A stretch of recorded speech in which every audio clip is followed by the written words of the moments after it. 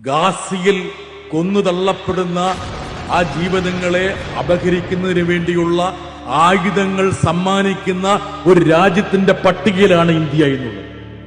ഇവിടെ അദാനിയുടെ ആയുധ ഫാക്ടറിയിൽ ഉണ്ടാക്കുന്ന ഡ്രോണുകളൊക്കെയാണ് ഇന്ന് ഗാസയിൽ കുഞ്ഞുങ്ങളുടെ ജീവിതം അപഹരിക്കുന്നത്. ചെന്നൈയിൽ നിന്ന് സ്ഫോടക വസ്തുക്കളും റോക്കറ്റുകളും കപ്പലില് ഇസ്രായേലിലേക്ക് കൊണ്ടുപോകും.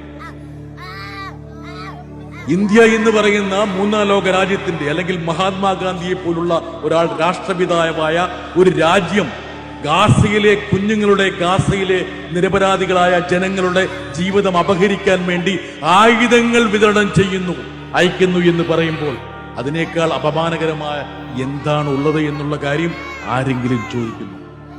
പാർലമെന്റിൽ ഈ വിഷയം ഞങ്ങൾക്ക് ചർച്ച ചെയ്യാൻ പോലും കഴിയുന്നില്ല. ഞാൻ നേരത്തെ സൂചിപ്പിച്ചല്ലോ, 149 രാഷ്ട്രങ്ങൾ ഒപ്പുവെച്ച ആ ഒരു പ്രമേയത്തിൽ ഭാഗവാക്കാകാൻ പോലും അഹിംസ സിദ്ധാന്തമാക്കിയ ഈ രാജ്യത്തിന് കഴിയുന്നില്ല എന്നുള്ളത്. പലസ്തീനിൽ നിന്ന് വന്ന ഒരു മാധ്യമ പ്രവർത്തകൻ ഞങ്ങളോട് പറഞ്ഞൊരു കാര്യമാണ്, ഇപ്പോൾ ഗാസയിലെ കുഞ്ഞുങ്ങളുടെ കൈകളിലും കാലിലുമൊക്കെ, കാലുകളിലും നെഞ്ചിലുമൊക്കെ അവരുടെ മാതാപിതാക്കളുടെ പേരുകൾ പച്ച കുത്തിയിരിക്കും. അപ്പൊ നമ്മൾ വിചാരിക്കും സ്നേഹം കൊണ്ട് ചെയ്തതാണ്.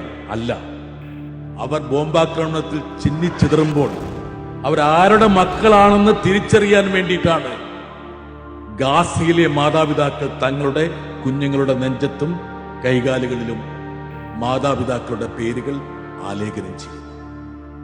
ലോകത്തിലെ ഏറ്റവും വലിയ ദുരന്തമാണ്. പക്ഷെ ആ ദുരന്തത്തെ ഇന്ത്യയിലെ മാധ്യമങ്ങൾ എങ്ങനെയാണ് സമീപിക്കുന്നത് എന്നുള്ള കാര്യം കൂടി പരിശോധിക്കണം. നിങ്ങൾ ആംഗലേയ പത്രങ്ങൾ പരിശോധിച്ചു കഴിഞ്ഞാൽ ഏകപക്ഷീയമായ ഈ ആക്രമണത്തെ കോൺഫ്ലിക്റ്റ് എന്നാണ് വിളിക്കുന്നത്. കോൺഫ്ലിക്റ്റ്, സംഘർഷം. സംഘർഷം എന്ന് പറഞ്ഞാൽ അതിന്റെ പത്രഭാഷ എന്ന് പറഞ്ഞാൽ രണ്ടുപേർ തമ്മിലുള്ള സംഘർഷം. വലിയൊരു മനുഷ്യ ദുരന്തത്തെ, ഏകപക്ഷീയമായ ഒരു ആക്രമണത്തെ ഒരു കോൺഫ്ലിക്റ്റ് എന്നുള്ള സംജ്ഞ ഉപയോഗിച്ച് ചിത്രീകരിക്കുന്ന ഇന്ത്യൻ മാധ്യമ പ്രവർത്തനം എവിടേക്ക് പതിച്ചു എന്ന്. ലോകത്തിലെ പ്രധാനപ്പെട്ട ദുരന്തങ്ങളൊക്കെ ഒരുമിച്ച് ചേർത്താൽ പോലും കവർന്നെടുക്കാൻ പറ്റാത്ത അത്രയും മാധ്യമ പ്രവർത്തകരെ ഇസ്രയേൽ കൊന്നു തള്ളിയിട്ട് പോലും ഇന്ത്യയിലെ ഏതെങ്കിലും ഒരു മാധ്യമ സംഘടന കേരളത്തിന് വെളിയിൽ ഒരു പ്രതിഷേധ ജ്വാല സംഘടിപ്പിച്ചു. അതുകൊണ്ടാണ് കേരളം വ്യത്യസ്തമാണ് എന്ന് നമ്മൾ അഭിമാനിക്കുന്നത്.